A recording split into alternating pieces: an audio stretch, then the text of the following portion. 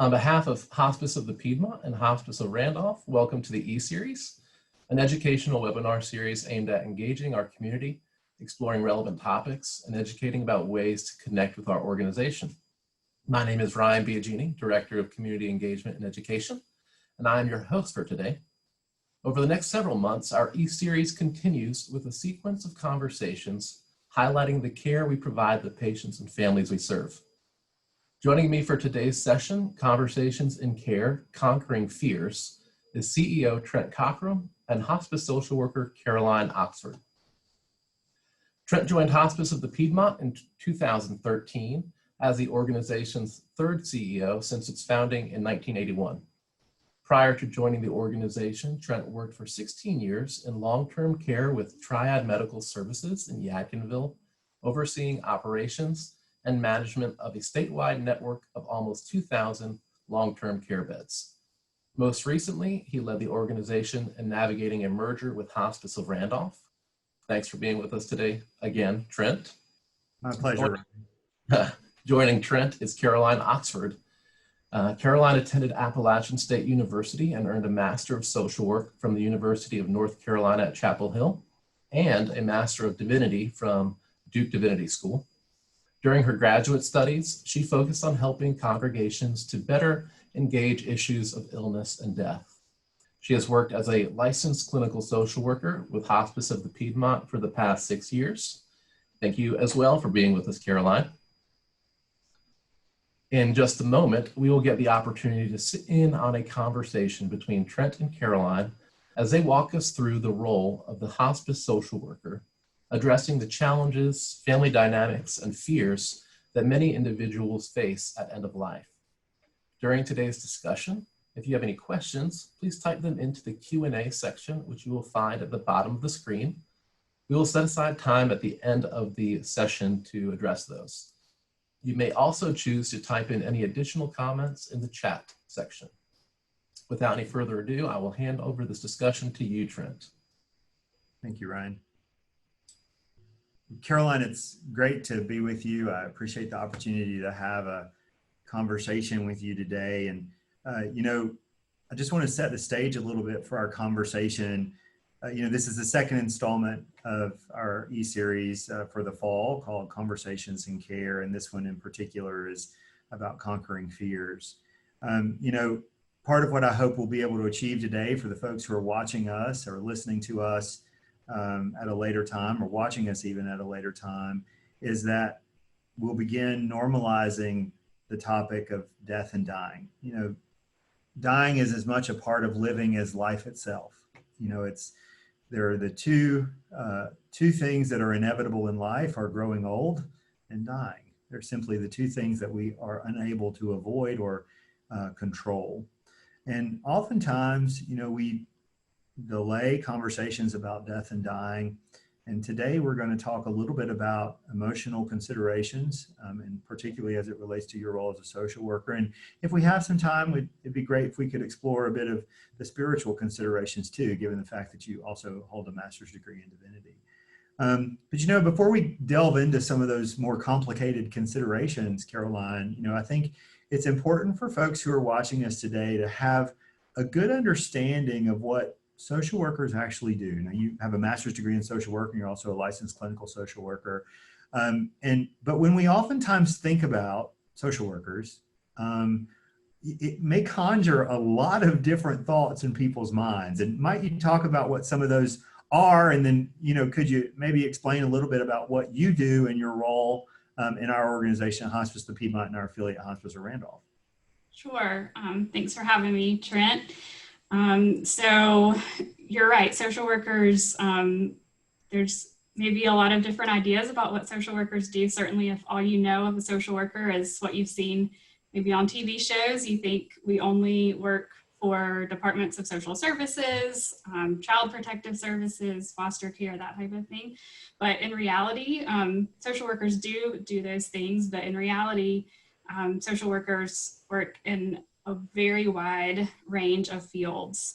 We work in schools, we work in mental health settings, we work in healthcare, And of course, that includes here at Hospice of the Piedmont. And so specifically in this role, in my work, how I introduce my role to patients and families that I'm meeting for the first time is really to say that we can think about my role sort of as having two different parts. The first part being just providing added emotional support to patients and families. We certainly recognize that the folks we're working with have usually more going on than just the medical side of things. And so my role is to just provide as much support in whatever way the patient and family needs as they're kind of working through this process. And then the second sort of side of my role is just to make sure that people are connected to all the services that they need or want, whether that's things that we can provide directly from Hospice of the Piedmont or sometimes more community type resources that sometimes people need to get connected to. And so that is part of my role is just to kind of be a connector and make sure that all those pieces are in place that need to be.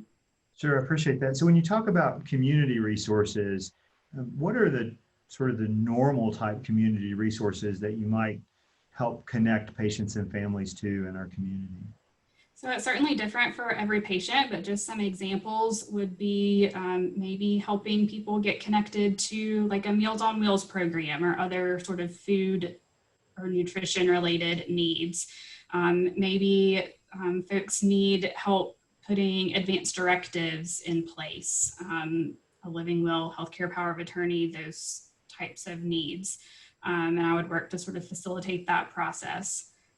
Helping people navigate, maybe they need to look at moving to a different care setting, such as a nursing facility, helping them through that process, or possibly getting more care into their own home setting and kind of securing additional folks to help out with that. Right. So let's go back in just a moment and talk about the emotional support consideration. We can all appreciate that. I think that living with a life-limiting illness is complicated for everybody around the patient, not just for the patient themselves, but their family.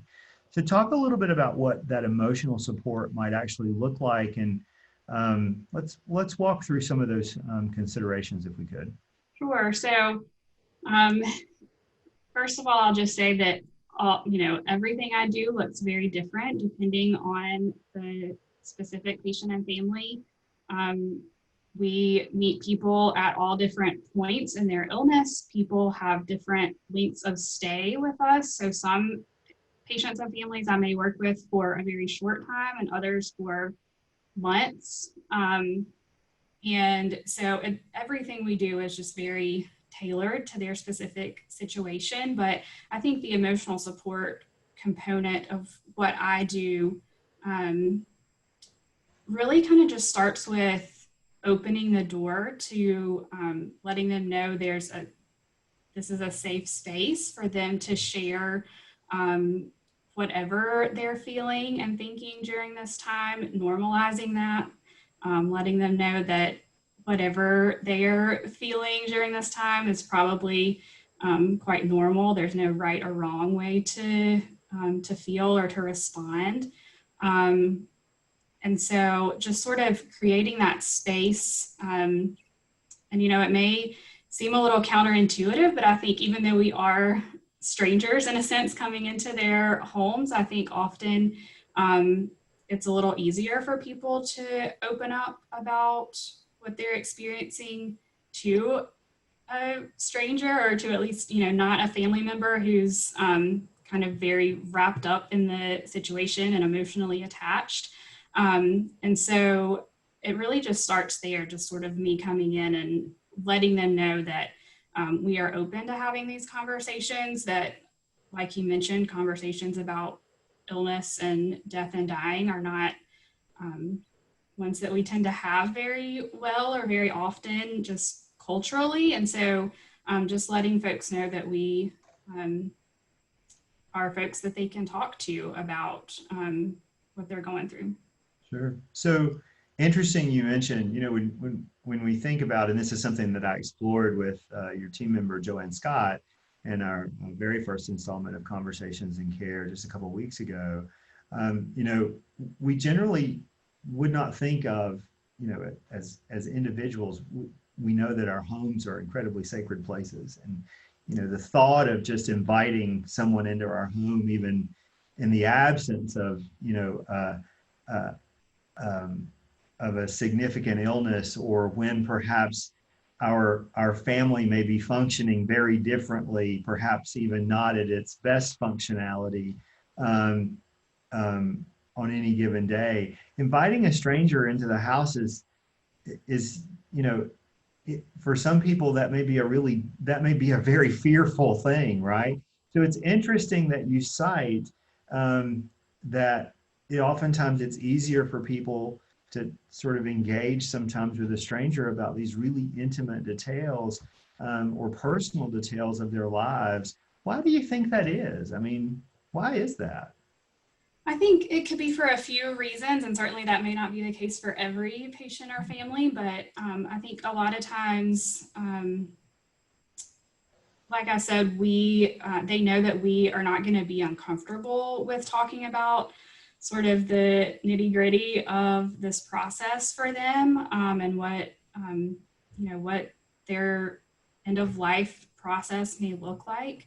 And so they know that they can trust us with those conversations. I think also sometimes, and for families, this is an emotional situation for them. There's all kinds of different feelings attached to what this family is going through. And often it's just overwhelming with so much going on that they can't even wrap their head around our process. And so I think we are able to come in just as an objective party, someone who certainly cares about them, but is not emotionally attached to or involved with them and their family. And so we can kind of just help focus the conversation a bit. And it's almost like, the expression can't see the forest for the trees. There's just so much going on that they aren't able to sort of zoom out and see the big picture, and we're able to help them do that. That's interesting. So when you begin working with patients and families, we talk a lot about in our organization needs, wants, and priorities. And so when you're first meeting a patient and their family, wherever they are, and I think it's important for us to sort of clarify that a little bit, that might mean, a lot of different things. That's a physical location, that's a spiritual, mindset, that's an emotional mindset, that's we exist on many different planes, I think is I think an important thing for folks who are watching this to know that we understand as an organization. But, as you're beginning to formulate these needs, wants, or helping patients understand and even articulate what their needs, wants, and priorities are, are you also identifying what their support structure actually looks like? I mean, it sounds like that's part of what you're doing, but I'm just curious for those who are watching, if you could talk a little bit about that.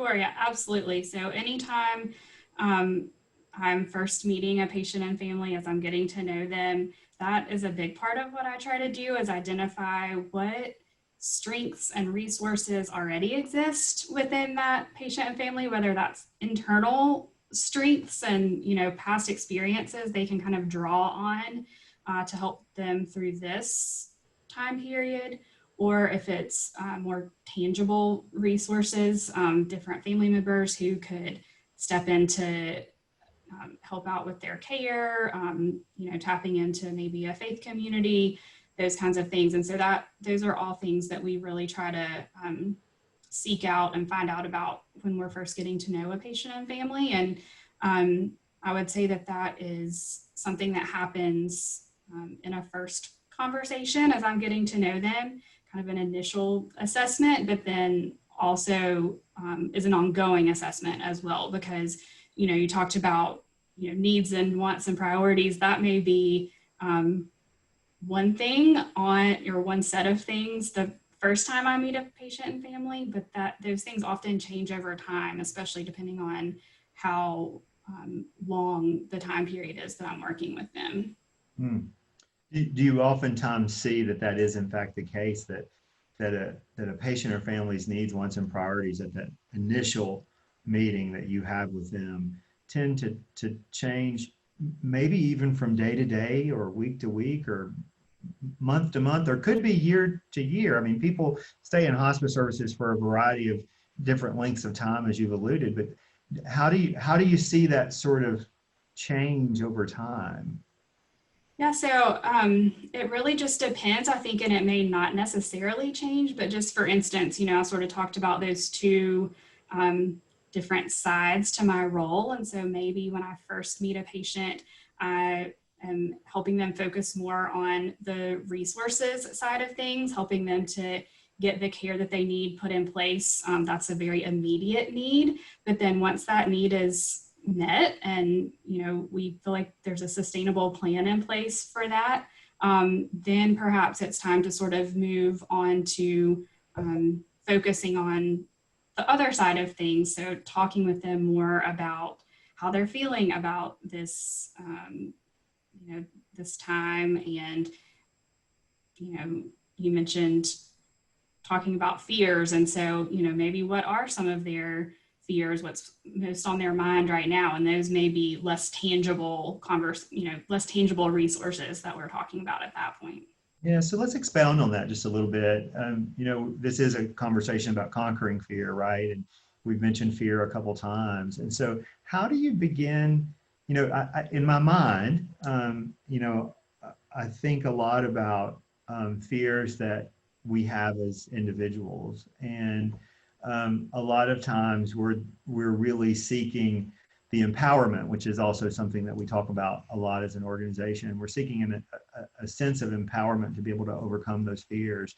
And so are there strategies that you work with patients and families on? And, are those really big goals, or are they sort of smaller goals, or how do you even approach that? I mean, that seems really large. Yeah, when you say it like that, it certainly does. And I think certainly for patients and families, it can just, even that conversation can feel very overwhelming. But I think, first of all, what I would try to do is just validate that it is perfectly normal to feel afraid. We wouldn't be human if we didn't have some of those feelings of fear or anxiety or sadness, especially at a time when someone's facing the end of their life. And so first of all, just letting folks know that that is normal and valid. And then just sort of beginning to walk with them through that and sort of creating space for them to talk about that or process that in whatever way they need to. I'm never going to force anyone to have a conversation they're not ready to have or don't want to have, but yeah, just sort of creating that space. And there are lots of different types of fears that come along with this time in people's lives. I think a lot of people are maybe most often just afraid of the unknown. They've never been through this before, so not knowing what to expect. But then, some more specific things like the fear of physical suffering, or the fear of losing their independence or becoming a burden on their families who are caring for them. All of those things are, as I said, very normal. And so there's not, I don't have a magic wand to fix those things, but what we can say is, even though you aren't this is the first time you've done this, it's not the first time we've done this. We do this, walk with families through this every day. And that we are, here to sort of hopefully help those things become less scary as time goes on. So this might seem a real simple question, but for those who might be watching, might be listening to this later,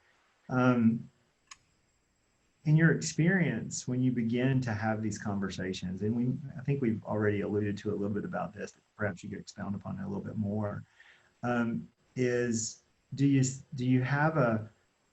observe, you sort of have a really unique, we as an organization and you as part of a care team have a really unique vantage point as we are working with patients and families during a very difficult time in their lives. When you begin these conversations and help normalize them, are you sort of able to watch sort of this alleviation of fear and help and do they then gain a sense of maybe even confidence, certainly relief? I mean, it would seem that way based on what you're describing to me. Absolutely. One of the things that I make sure to say to every patient and family, especially the first time I meet them, but also ongoing, is just to never hesitate to pick up the phone and call us, that we are always available. There's no such thing as a silly question. And so that simple reassurance, I think, goes a really long way into that sense of relief, that maybe they've been trying to care for this person without any backup or support for a very long time. And now we are here and we're the backup and are just a phone call away. So even just knowing that goes a long way in helping people feel more confident, just knowing they're not alone anymore. And then also just giving people, other tools, whether it be helping to teach a caregiver how to care for a patient who's spending all of their time in the bed now, or, just little tips and tricks that we know as professionals, having done this work for a long time, that we can then pass on to families, just really makes a big difference for them. So it sounds like maybe the relief actually comes from a couple different places. It comes from both a normalization of these thoughts, if not fears, that they may be having, that helps them understand that they're not irrational, they're perfectly normal. But more so, it begins to help them understand that there's this supportive structure, right, that we're bringing to them as part of a team, which I want to talk a little bit about too, because you do work as part of a multidisciplinary team of professionals. It sounds like that sort of relief comes from a few different angles where you're concerned. It's about the community resources, it's about the emotional support, but then it's also about the rest of the support that you bring as a member of a dynamic team. And so, in thinking about working in a team, might you talk a little bit about what that's like and what that looks like and how you actually, work together or work as part of a team for the benefit of the patient and their family? Sure. So being a part of the team is one of my favorite parts about working for a hospice organization. When I think about the team that I work on, I think about a group of people who just completely trust one another and who completely respect the gifts and skills that we each bring to the table. We kind of each have a specific piece that we bring to kind of form the whole picture, and always with the best interests of the patient and family at the forefront, and how can we best serve them. And I also think about a group of people who is just in constant communication, whether that's at our weekly team meetings. I think Joanne mentioned we talk about our patients every week in sort of a more formal way at a team meeting, but then also in between those meetings, we are constantly on the phone to each other. Maybe I'm in the home with a patient and they raise a question that is more suited for a nurse. And so I'll say, I don't know the answer to that, but let me call your nurse and get that answer for you. On the flip side, maybe a nurse is in a patient's home and there is a question that they think maybe I could help with, and the nurse is on the phone to me saying, what do you think about this? Or could you stop by to visit this patient? So we certainly have each other on speed dial, if that's, I don't know if that's really still a thing, but just always in communication, because that is absolutely what's best for the patients, is for us to always be working together. You know, what's so interesting about that to me, Caroline, is you're describing a support structure within a support structure, right? Yes. I mean, that's a pretty powerful concept, I think, for people to think about, that the patient has a support structure perhaps within their family or the resources that we're able to connect them with, either through our own organization or through other partners that we might work with. But then at the same time, each of the other members of the care team that's caring for this one individual and their family also has an interconnected support structure too, to each other. I mean, that's a pretty powerful description, I think, of the model of care that I think you've articulated. I mean, it's really how it sounds to me. I don't know if you have any other thoughts about that, but that's certainly how it sounds to me.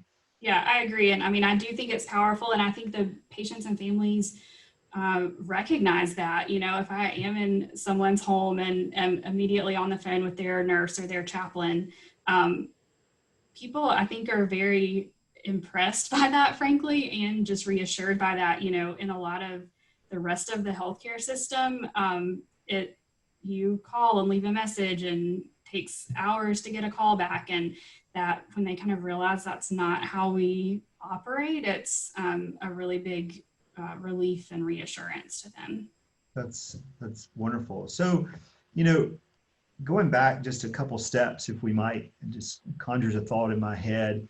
You know, I think about my own family, right? And how you know, wonderful they are, but how quirky we all might be. And I suspect everybody's families are a little like that. I don't think I'm unique in that regard. Nope. But you know, oftentimes is the case when you might engage with a patient and their family, you've got a core group of people who are thinking one way and a core group of people who are thinking another way, and you're beginning to work with the patient, and you're beginning to think about needs, wants, and priorities. And how do you bridge that, what others might call disconnect or discord or even dysfunction, but it's sort of a normal part of family dynamics. And so how do you bridge that? Yeah, so it's definitely a normal part of family dynamics, and then especially anytime we are under stress or you know, a time of change, anything that may have otherwise be sort of kept under the surface suddenly starts to sort of bubble up, because we just don't have the resources to kind of keep that all in anymore. And so I think there's a couple of things that I tend to do in those situations with families. First is just to try to refocus or keep focused on the patient and the patient's goals and priorities, and sort of refocus the family to help them remember that we are all here because we care about this person. You know, I and our team, we care about them as professionals, and then their family, you know, cares about them and loves them as a family member, an important part of their life. And just sort of taking a moment to recognize that, because almost always everyone can agree on that, that is maybe the only thing we have in common here, but it is a really important sort of central focus for everyone. And just try to start from there rather than starting from the disagreement, whatever that might be. And then secondly, I think it's really important often in families to sort of, you know, just listen to what everyone has to say, make sure they feel heard, because that often goes a long way to sort of calm the tension. And also just recognize and remind them that we are all going through all the family members are maybe going through a common experience. They are starting to grieve a loved one. So that's the same experience, but everyone reacts to grief or any other kind of stress in different ways. And that's okay. Just because one person is maybe kind of withdrawing, not engaging very much, another person may be becoming more demonstrative, very overtly emotional. And that's all okay because we're all individuals. We all have different ways of coping with challenges in life. And so that certainly doesn't change when it comes to dealing with a loss or a death. And so just making sure people understand that just because we have differing ways of dealing with it doesn't mean that one is more right than another. Sure. So you mentioned emotional consideration. We talked a lot about emotional consideration, and you talked a little bit about grief. And, emotion is really a sort of a catch-all for a lot of different expressions of feeling, right? There's certainly sadness. You've touched on a little bit of grief, which we often, connotate to mean to have a direct correlation to sadness. But there are other emotions that people experience too. There is happiness, and we are talking about conquering fear. We're talking about considerations of getting older, and we're talking about concepts related to death and dying and end of life. And I think we oftentimes may have a bent towards thinking that those are all sad emotions. And while there are certainly elements of that are incredibly sad, it's very sad to lose someone that we love. There are other emotions that happen within families. Might you talk just a little bit about that? Sure. So yeah, you're absolutely right. Like I said earlier, there's no right or wrong way to do this. There's never a right or wrong way to feel in any situation. Everyone's entitled to how they're feeling at any given moment. And yeah, I think a lot of times when we meet patients and families, this is just a very precious time for people. And they come to really value this time that they have being together. Often there's a lot of sharing old stories and memories and inside jokes and laughing. And that is, could be in the same breath as, maybe even becoming tearful or crying over the fact that we are, losing this person. And so all those things can coexist even in the same moment. And we get to witness that. And it's a pretty beautiful thing, to be honest, to be able to just see, people don't stop being human just because they are a hospice patient. And so we get to sort of see the range of that humanity being in their homes with them. Do you often find that those emotions you mentioned, sort of laughing and crying all at one time, or in one series of discussions with families, do they find that that's also empowering?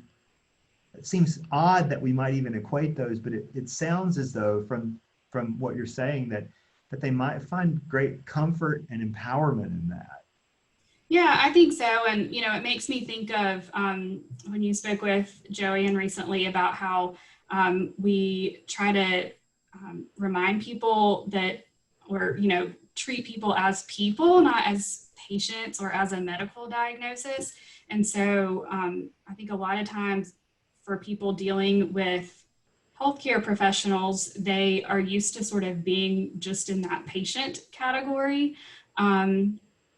But once they kind of realize that our goal is really to just be humans meeting other humans wherever they are, it sort of gives them that permission, and absolutely is empowering just to, continue living their life in whatever way that looks like at this moment. And whatever is best for them, right? Absolutely. And, it's always driven by that patient and the family. So we may, as professionals, have certain ideas or opinions, but we always try to, put that aside and really let this experience be led by the patient and family and what it is, like we said earlier, that is their desire, their priority in any given moment. So, Caroline, I want to switch gears just a little bit, and to the extent this might be a little on the spot, I apologize. But you are unique in the fact that you hold both a master's degree in social work and also a master's degree in divinity. And I want to talk a little bit, if you'll indulge me, about the sort of spiritual considerations at end of life. A chaplain is a part of the team, right? But much like social work, when we begin to think about chaplains, we might conjure a different notion. Might you talk a little bit about that? Sure. So again, depending on what people's past experience has been, maybe if they've never had an interaction with a chaplain, they may, what may come to mind is more like a pastor of a certain church, or a leader of a specific congregation. And chaplains, I think, differ from that in a couple ways. One is that a pastor at your church, for example, has a very specific background and training in a faith tradition, a denomination, and it's very specific to that church or that congregation. Whereas chaplains have much broader training and really are trained to meet patients and families wherever they are in terms of their faith background, past experience, church membership, anything like that, to sort of find out what is important to them or helpful to them in terms of their spiritual life, and then take those things and kind of explore that, expound on that, use that as a source of spiritual counseling or spiritual support as they are approaching the end of their lives. And then secondly, another sort of distinction is you can think of it as pastors or congregation leaders are generalists. So they do lots of different types of things in their role as a pastor. They preach, they oversee a budget and staff, they do pastoral care, they teach, whereas chaplains, instead of being generalists, are more like specialists. So they have very specific training in pastoral care, and in the case of a hospice chaplain, pastoral care for patients and families who are approaching the end of their life. That's a great way to describe it. Does everybody get a chaplain? No. So everyone is offered a chaplain, and anyone can choose to have a chaplain, but it's certainly not a requirement. It's up to that patient and family. And, sometimes when we first meet patients and families, they are very overwhelmed with all these new people coming into their house all at once, trying to get to know them.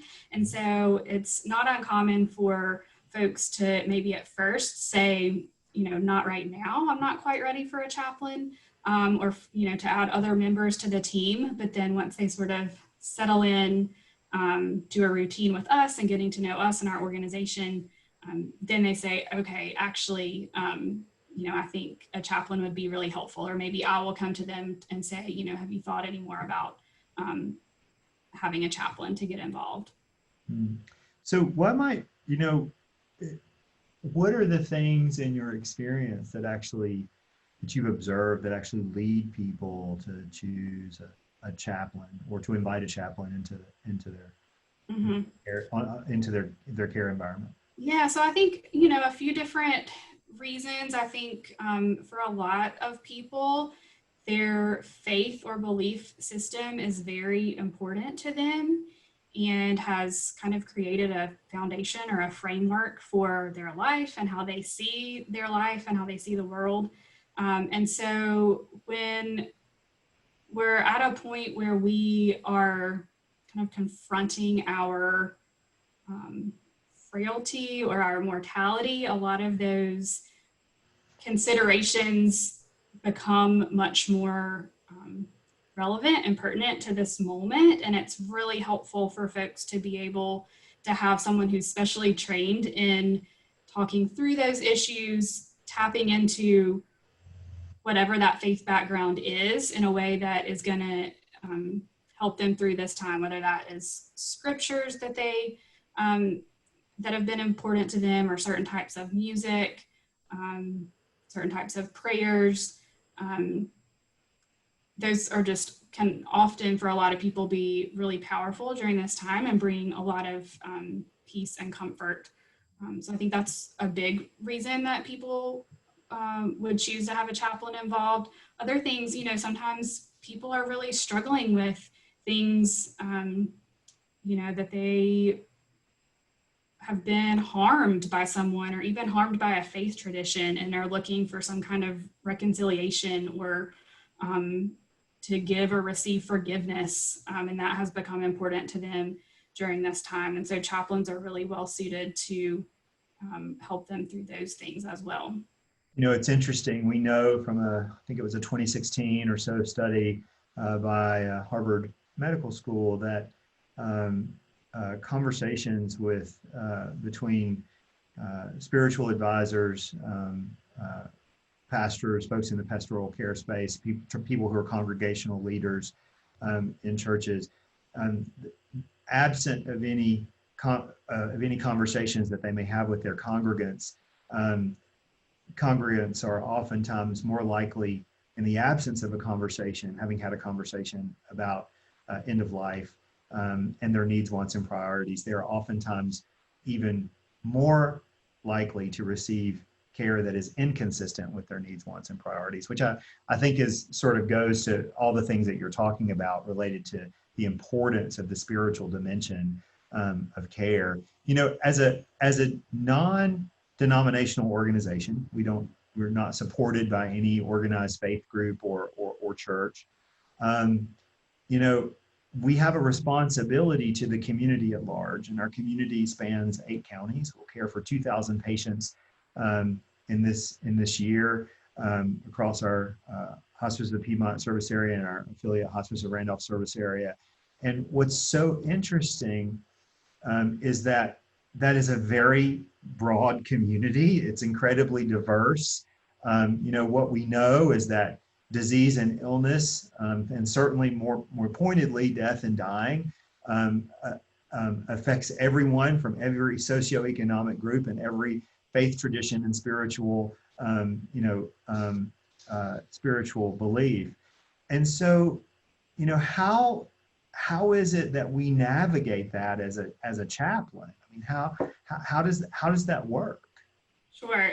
And I'll just say, I think what you just said, that we truly get to work with every type of person, you know, people of all backgrounds, all different situations. I think that is something that is just really cool about the work that we do, is that we literally serve every person who needs our care and our services. And we take that very seriously, that we are meeting them where they are, that we're not putting any of our own personal opinions or religious beliefs or any other type of belief onto them.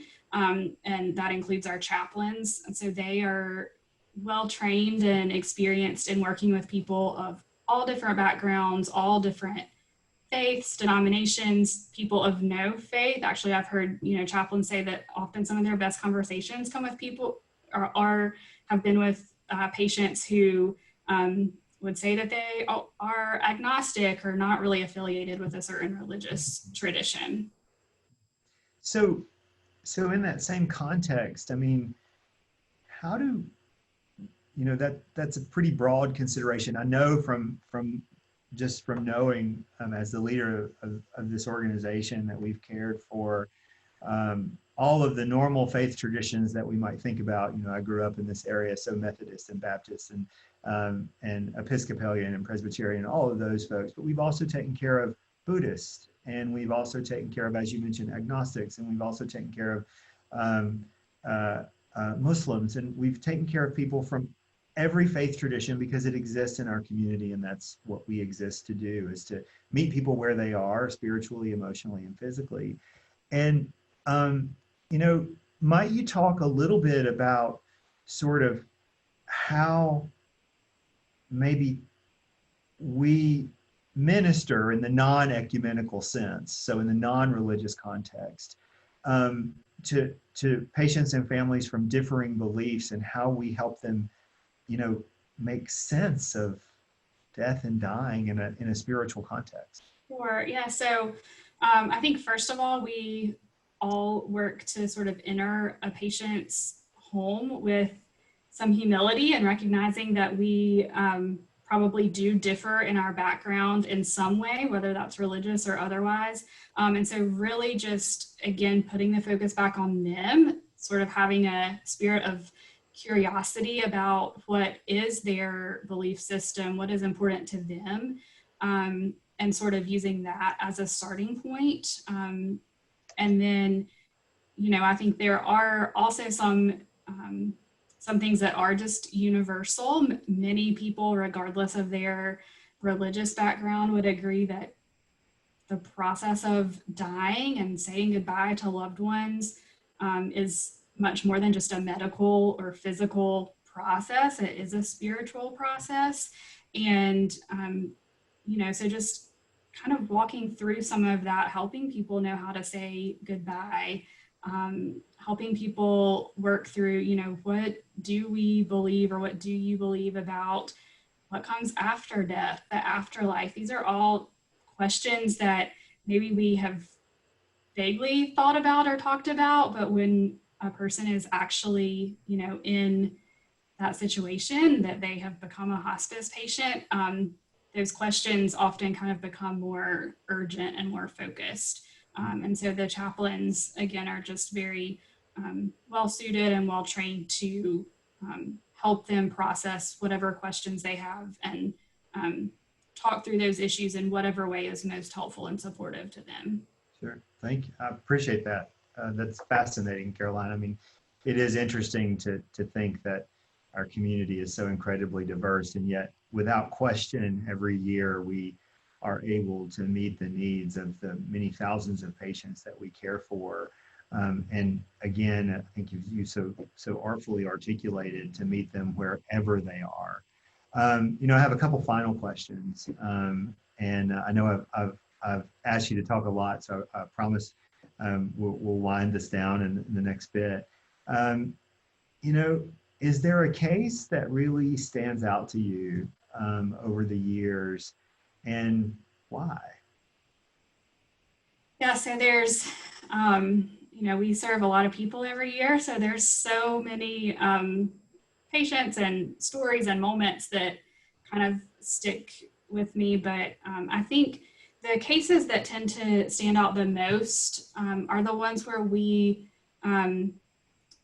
sort of start from scratch with a family who maybe thinks we have no idea what we're doing, we're never going to be able to do this, and we kind of empower them and help them realize that they can with our support, and then that comes to fruition and they prove to themselves that they are able to care for their loved one. I think specifically I had a patient who had, when I first met her, had just moved here from another state to live with her sister to care for her. So they didn't, because she had just moved, she didn't have a lot of other support in the area, friends or family that she knew that could help. And so her sister was very overwhelmed, saying, I really want to be able to do this for my sister, but I'm just not sure I'm going to be able to make it work. But then we were able to, help her get some additional caregivers. And we had, myself and the chaplain involved to sort of just provide both of them with the support and reassurance, and some volunteers to kind of help come in and give the sister a break. So sort of pulling the whole team in to like really just pull together and pull them through to kind of meet what their goals were. Well, thank you.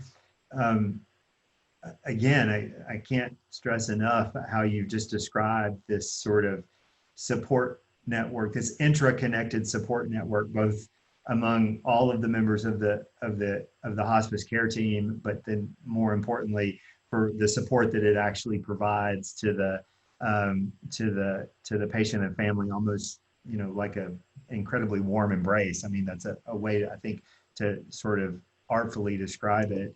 Caroline, my last question for you today is, for the benefit of the folks who are watching this today, or folks who might be watching this or listening to this later, what are the maybe one or two things that you really want people to take away from our conversation today? So first of all, I would say that social workers don't just work at social services. I'm not coming to check on your kids or Check the cleanliness of your house. no, like definitely we do not care about those things. I mean, we care about your kids, but but then also I think just kind of that we want to give people permission, whether that's people we are caring for in our service or just people in the community, to just have these conversations and recognize that talking about illness and death and dying is can be scary and can be sad, and that's normal, but that it is also a good thing to just make these conversations. The more you talk about it, the less scary it is, and the more you kind of put it out there.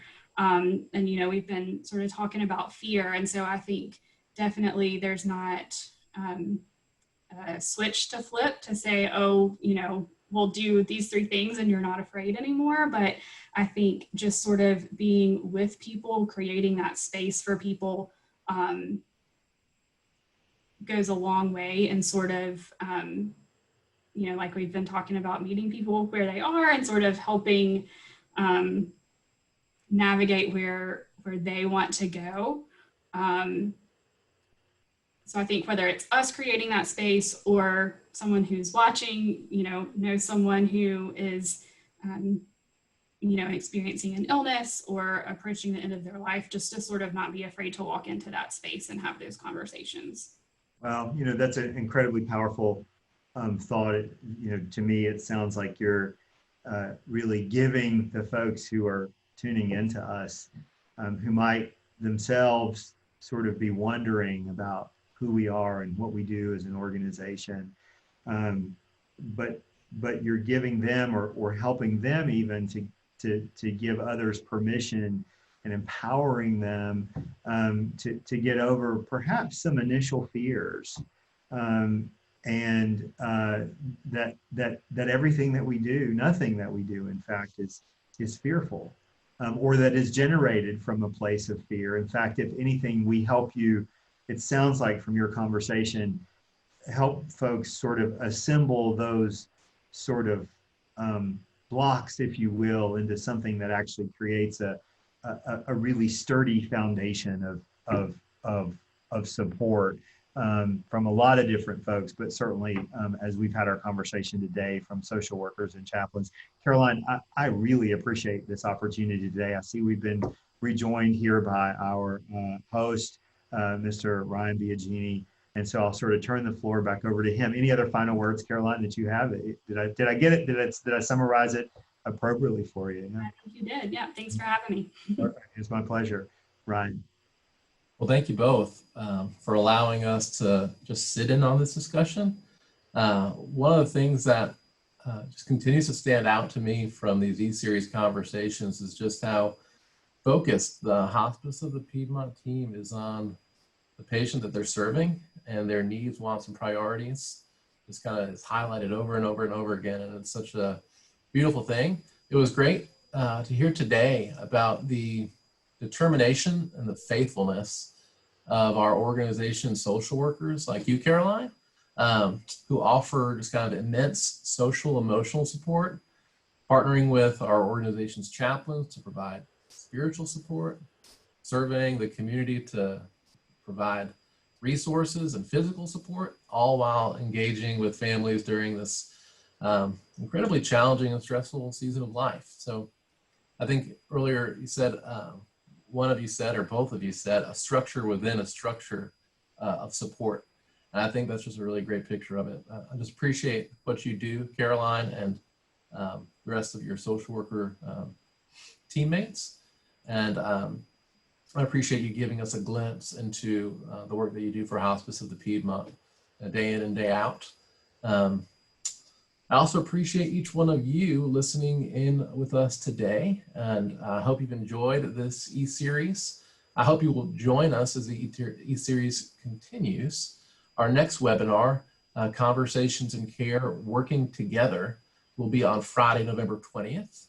During that session, Trent will discuss with hospice nurse Lynette White how the team concept of care offers great opportunities for success, not just to eliminate boundaries for individuals receiving care, but to create unity across the entire care team, a lot of which you've heard about today from Caroline and a few weeks ago from Joanne. Registration for that webinar is live now under events on the Hospice of the Piedmont website, and I hope you'll join us. Lastly, if you have enjoyed this session and would like to share it with any others, you can find this e-series webinar as well as all of our previous webinars on the Hospice of the Piedmont website under resources.